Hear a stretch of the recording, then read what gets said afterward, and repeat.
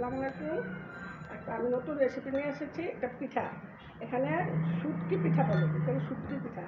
এখানে শুটকি, মরিচের গুঁড়া, হলুদ, লবণ, পেঁয়াজ, আটা আটা এখন আমি আটাটা ফ্রাই করতেছি। একটু পানি দিতেছি, 3 কাপ আটা নিয়েছি। একটু আটাটা গুলাইয়া, আটাটা করা হয়ে গেছে। এখন আমি আটাটা রেখে দিলাম 5 মিনিটের জন্য। আমি শুটকিটা ভেজে নেব। কড়াইতে তেল দিয়ে দিলাম, পেঁয়াজ দিয়ে দিলাম,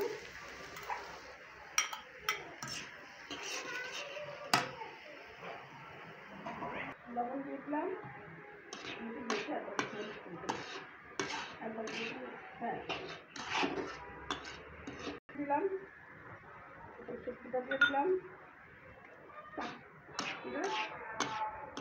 বাঁশপাতা শুটকি দিয়ে দিলাম, হলুদ গুঁড়া দিয়ে দিলাম,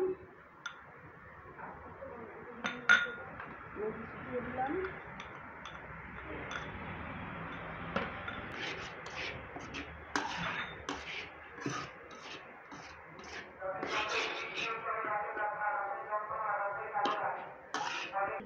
শুটকিটা ভেজে রেডি করলাম।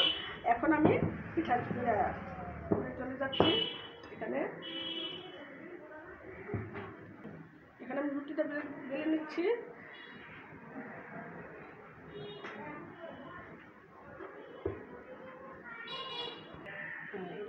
রুটিটা বেলা হয়ে গেছে। এখন শুটকিটা দিয়ে দিলাম,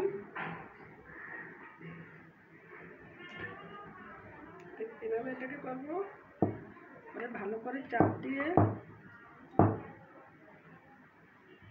এখানে কেটে ফেলব।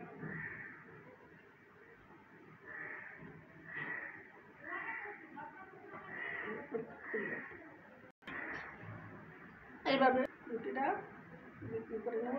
পিঠাটা এভাবে মরিয়ে নেব।